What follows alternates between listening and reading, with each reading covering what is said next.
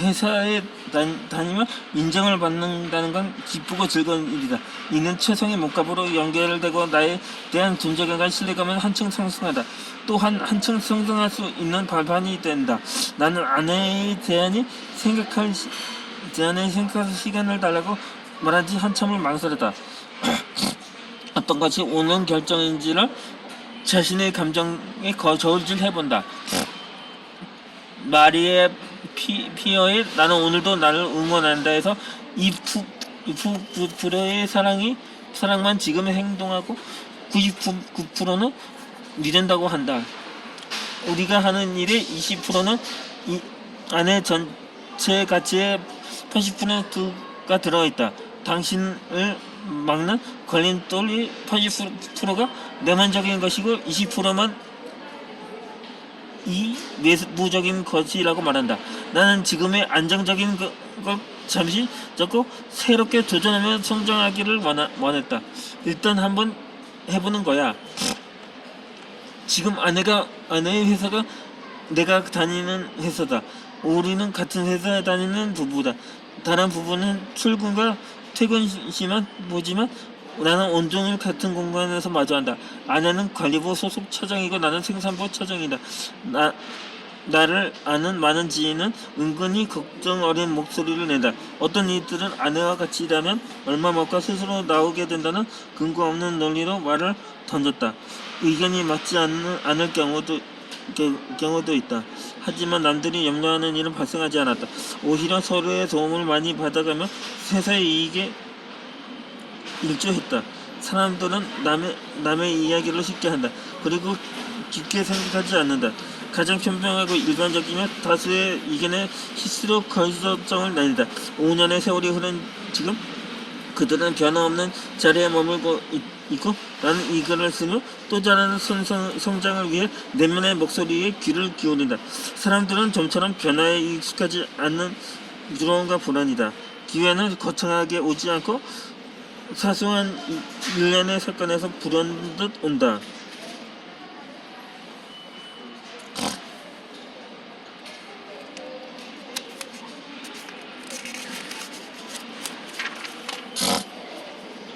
하버드 대학 의학 박사이자 미국 성공학의 대가 오리슨 S. 마드는 특별한 기회가 올 거라며 기다리지 마라.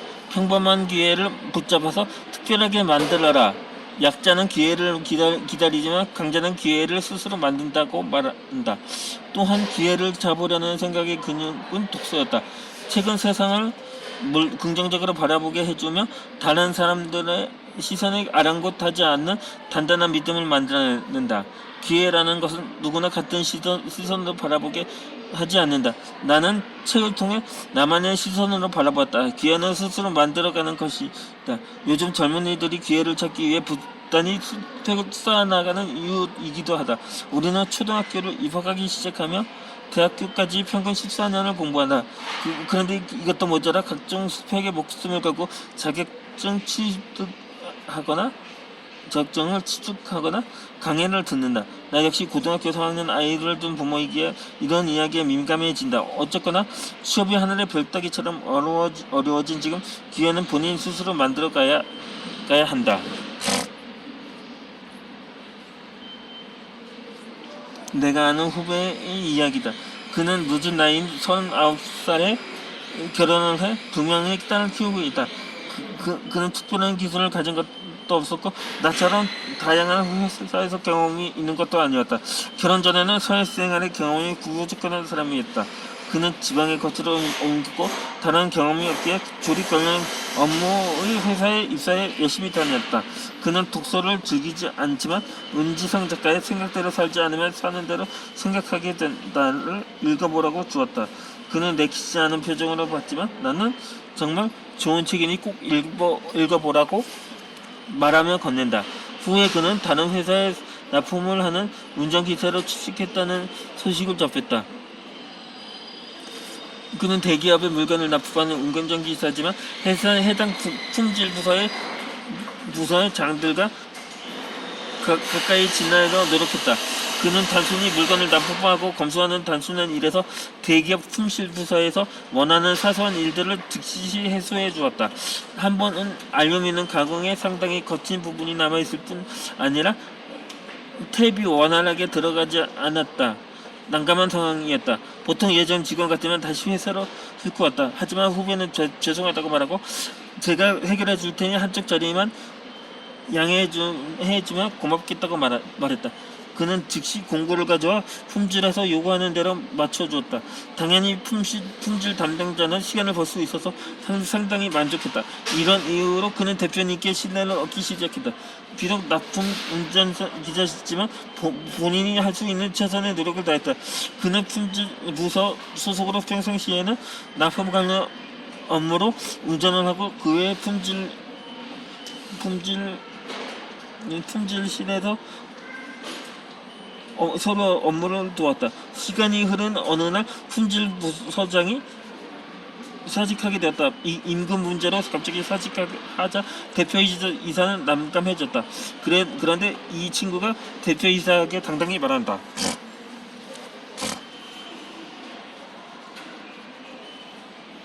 제가 3차원 측정기 다루는 법을 어깨너머로 배웠습니다. 현재 저의 제품들은 제가 할 줄 압니다. 라고 말했다.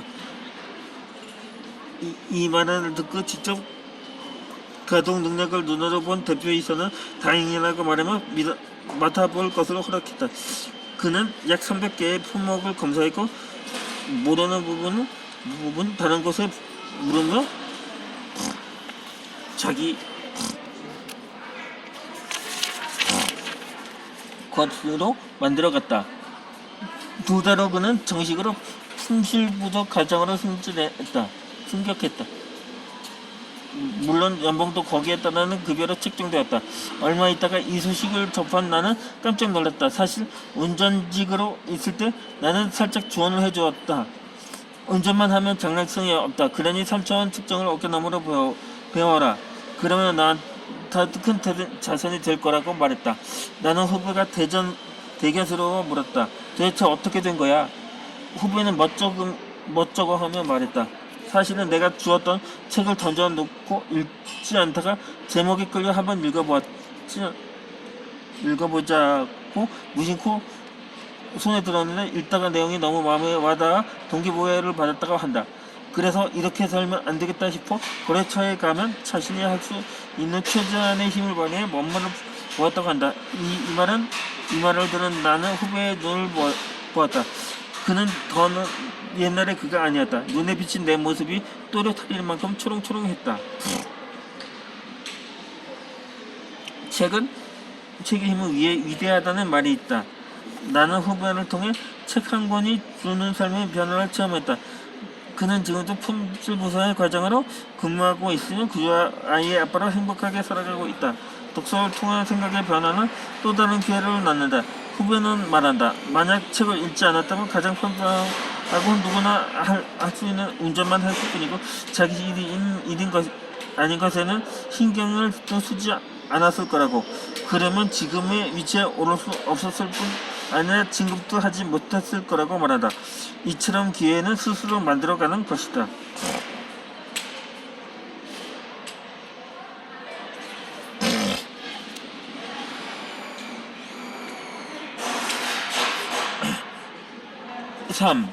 독서는 하버드 졸업장보다 더 위대하다.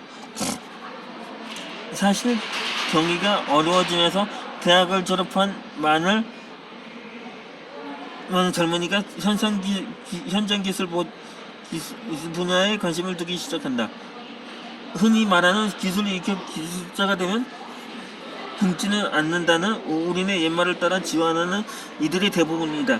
지원자 대부분은 4년제 대학에 임원 계열이 많다. 하지만 처음 입사 후 수습 기간을 버티는 이들은 그다지 많지 않다.